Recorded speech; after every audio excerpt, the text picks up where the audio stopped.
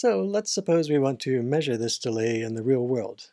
Instead of just hypothesizing how long things take to propagate and be transmitted and so on, let's just measure it. But how can we do that? We have some laptop that we control and some server that we want to know how long it takes to get to that server. The obvious idea is your packet looks at the clock before it leaves your local computer, and then it looks at the clock when it gets to the server, and then you just subtract the difference. This is what you would do if you wanted to know how long it takes to get across town, for example. You would look at your watch at the beginning and the end and just subtract. The problem here is that packets are very fast, and for subtracting these clocks to make sense, they need to be very closely synchronized. In fact, synchronizing clocks at the level of the speed of packets is a pretty hard problem, and you can't rely on a clock on this machine having anything to do on the order of milliseconds with the clock on this machine over here. So that obvious strategy turns out not to work. There is a simple solution though. The problem is to have just one clock, not these two clocks that have to be synchronized, and you can consult just one clock if you go to the server and then come all the way back. Now, for your packet, you look at the time when you start, you look at the time when you get back, you subtract, and then divide by 2.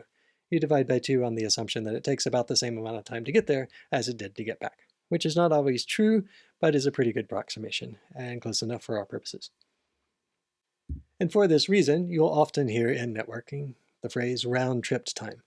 It's hard to measure the one-way trip time, but easier to measure the round-trip time, and so we use that for most of our measurements about how long things take over a network. Still, to do this round-trip time, we need the server to cooperate with us in a different way, not by having a clock that we can compare to, but the server needs to be willing to send a message back to the client. That is, a packet by itself has no agency. It can't get to the server and then decide to turn around. A packet is just data, and so the client sends it to the server, and now the server needs to decide to send a packet just like that one back so that we can measure the round-trip time. The protocol to do that is called ICMP. This is an application-level protocol in the sense that we're going to use an application on the client side that knows about this protocol and how to use it. On the server side, though, ICMP usually is actually built into the OS. It's like an ICMP server application that's integrated into the OS, so it acts more like a piece of the OS in that sense. And basically every operating system has this server turned on by default so that we can measure things like round-trip time at that server. The message that a client sends in the ICMP protocol is called a ping, and sometimes the message that comes back to the server is, of course, called a pong. And so if we send a ping and then we get a pong back and we measure the difference in time from sending this ping and getting back the pong, that is the round-trip time. This protocol is implemented by the ping application that you can run on the command line. And here is a command line prompt on my laptop.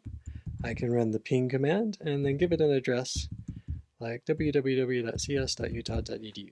So I'm going to measure how long it takes for a packet to get from my machine to that one, www.cs.utah.edu, wherever it may be, and send a packet back and see how long that takes.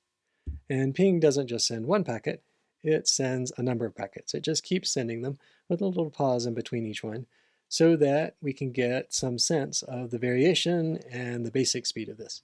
You can see that mostly I'm getting times on the order of 30 milliseconds or 40 milliseconds, but then I got one on the order of 85 milliseconds. And if I run it longer, I might even get some times like this one from a previous trace where I ran, where it was 135 milliseconds.